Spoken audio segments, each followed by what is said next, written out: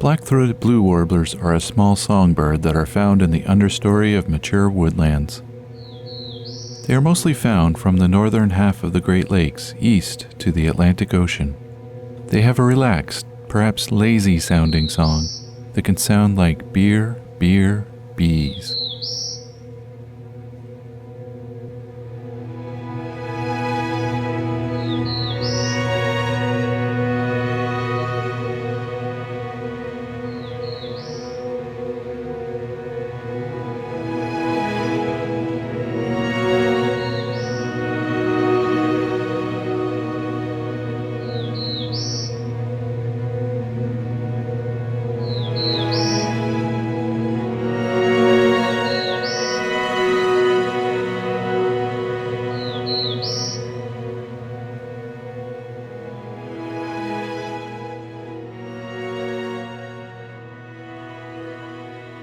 My name is Rob, and this is Songbirding.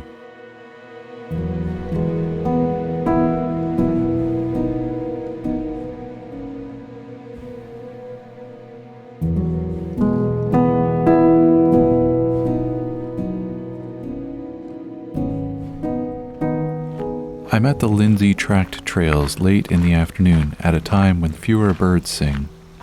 The trailhead is along the busy Highway 6, the only road that runs continuously from one end of the Bruce Peninsula to the other.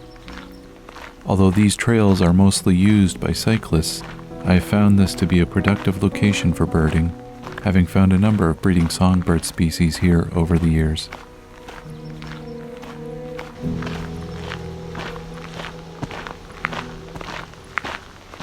I'm just going through, make sure stand a white pine into a clearing.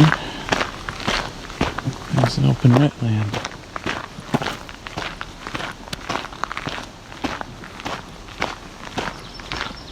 There's a swamp sparrow ringing.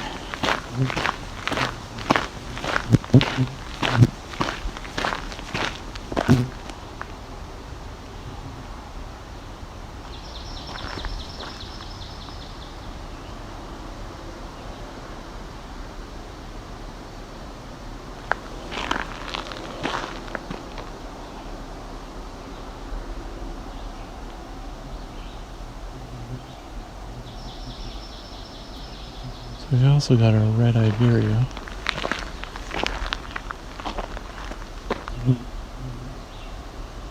Paying a little extra attention to it to make sure it isn't a blue-headed vireo. It sounds red-eyed to me. Blue-eyed vireo is very much more sweet-sounding, or higher-pitched.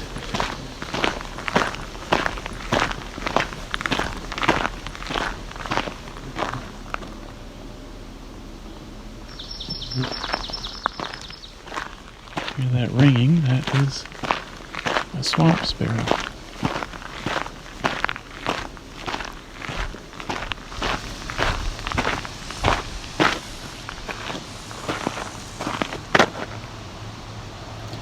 I think that may be a legit rattlesnake.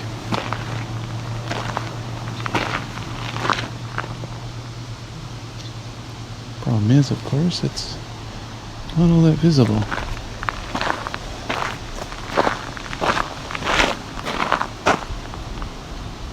Normally when rattlesnakes rattle on the Bruce Peninsula that I've found, they have been open in the sun. You can see them. This is under some shrubs.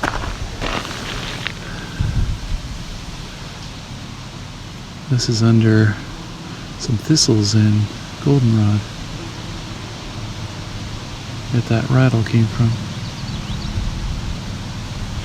So that's a Massasauga rattler.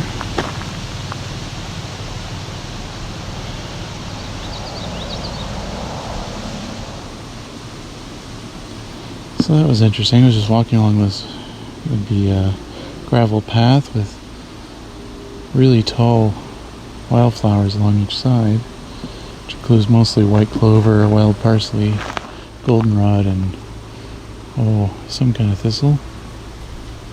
And something was scurrying along underneath one of them, underneath some thistles, trying to get away from me. Okay, what you're hearing in the distance is northern flicker. Anyways, as I was walking along, something scurried a little bit, which is normal. It could have been chipmunk, anything like that. But then there was a rattle. Normally, if I had just heard the rattle, I would have thought it's probably a bug. Some dragonflies sound like that when they take off. A little bit of a buzz. I don't think that's what this was. Just got 3 waxwings flying over.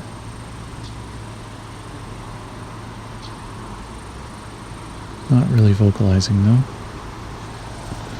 I think I'm looking at a swamp sparrow up the trail. Yep. Couple swamp sparrows. And a song sparrow as well. Well, I'm gonna move back into the woods again.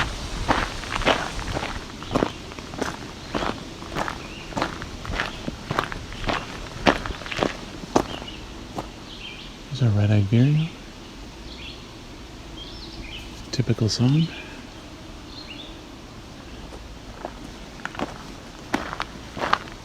Seems to have stopped.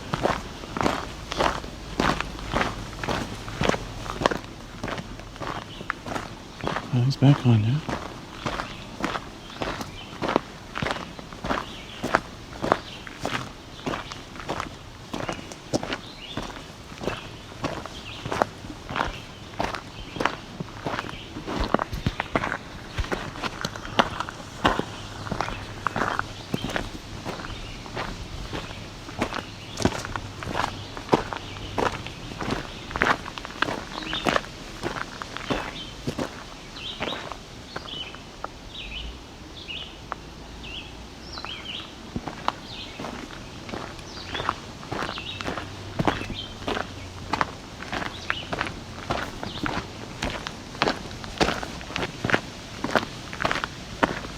Now we're walking through maple forest. Canopies may be 70, 80 feet high. I'm going to try to see if there's some black-throated blue warblers. One of the spots I found them before. I think it'd be pretty reliable if you know where they breed.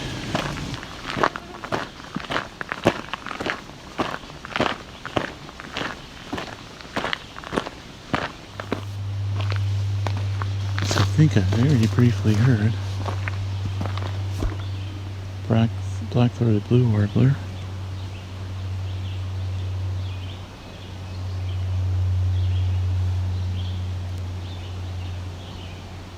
Singing, but either quietly or far away. Both are possible. Walk slowly, keep an ear open.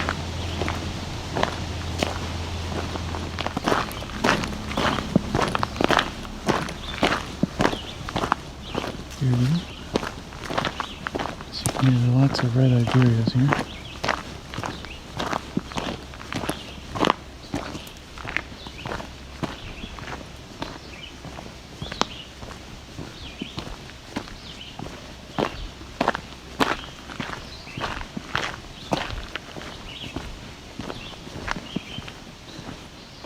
I think I heard Black-throated Blue again.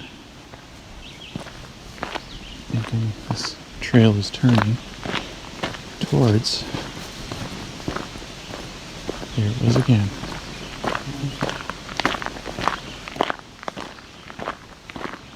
We're heading in that direction. There we go. That wee wee wee.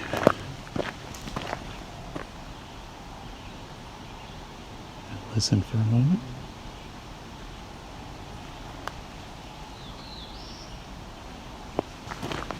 So you might have heard me mention before, Black-throated Blue Warbler, Black-throated Green Warbler.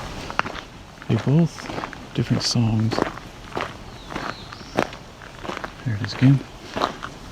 But they sound like they're coming from the same voice.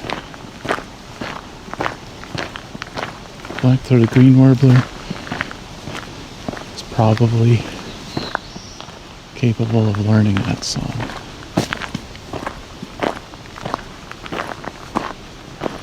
If it was raised by green warblers. Sorry, black-throated green. If it was raised by blue warblers.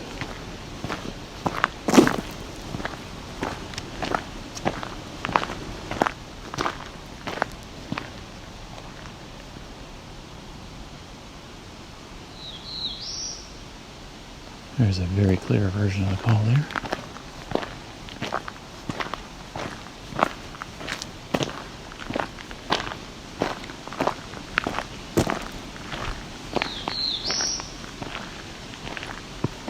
So this sounds loud enough that I should be able to see this bird. Oh, there he is. The thing about the black-throated blue, unlike the black-throated green, they're a very, very dark bird.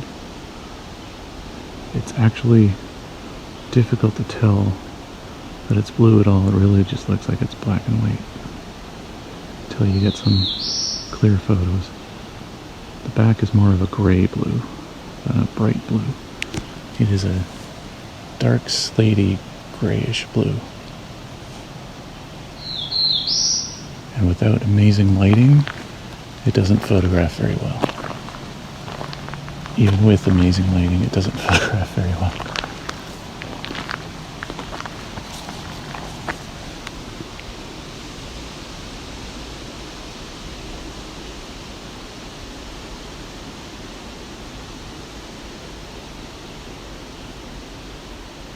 So I'm just watching him straight above me almost. Singing on a fairly large branch. Branch is thicker than he is wide.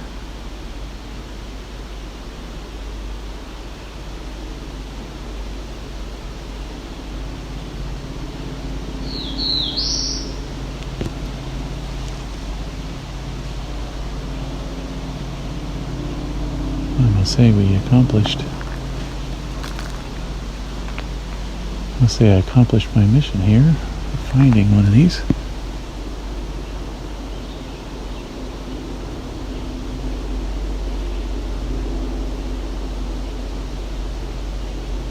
And hearing it sing. I think he's noticed me now. He's switched branch suddenly.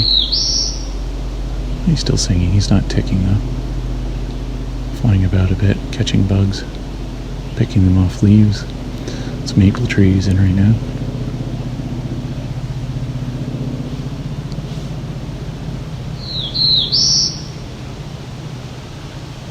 So he has a slight, and all black-throated blues have this, they have a small little white spot on their wing,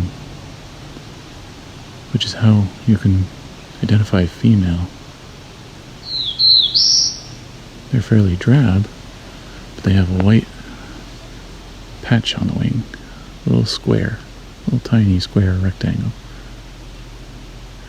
No other warbler has that.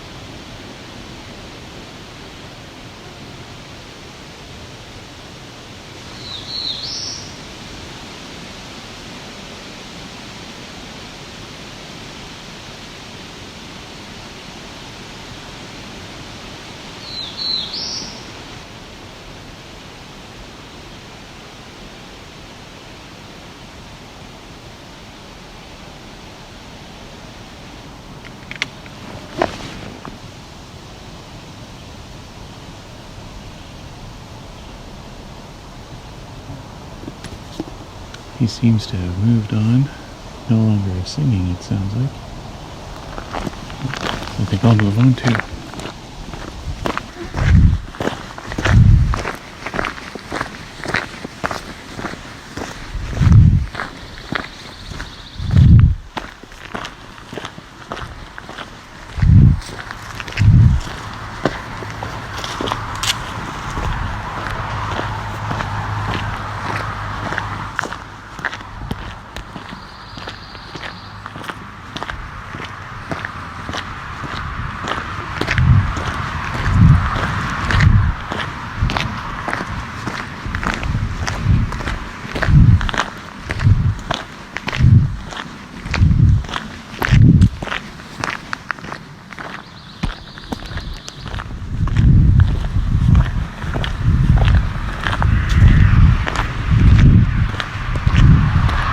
Okay, we're getting near the road, but we have something interesting singing here.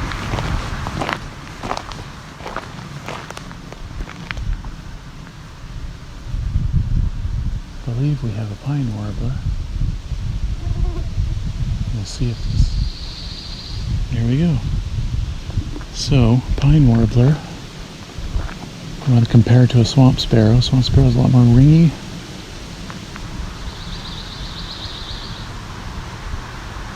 Sometimes the pine warbler starts soft, goes louder then softer. Sometimes it starts strong and then goes lighter, just fades out.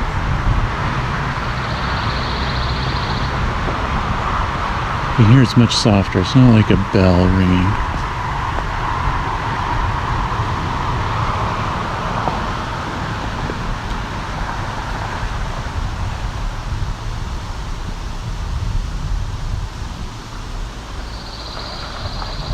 And we're right at the parking lot here too. So that's why it's a bit louder here.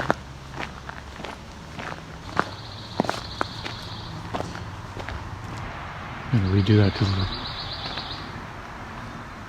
So what we're hearing here is a pine warbler in a red pine.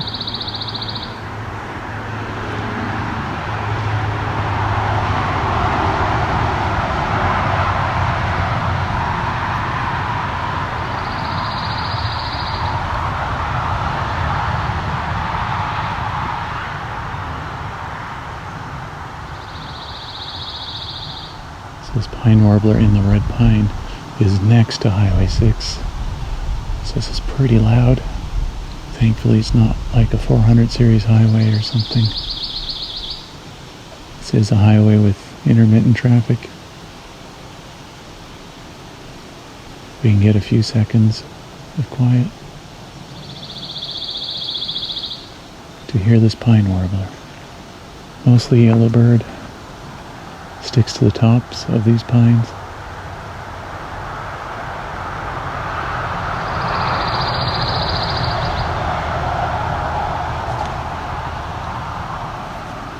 These can be confused with swamp sparrow song, very similar. Chipping sparrow song, very similar. Possibly a worm-eating warbler song.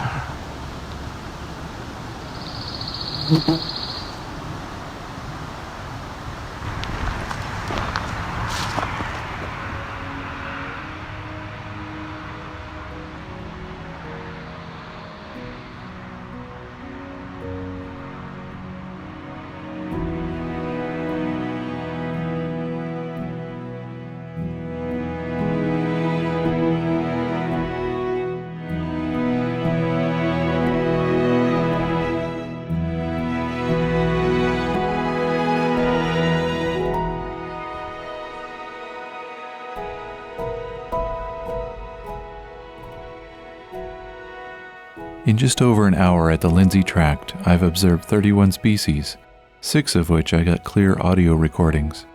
You can see a complete checklist with audio clips at the website songbirding.com.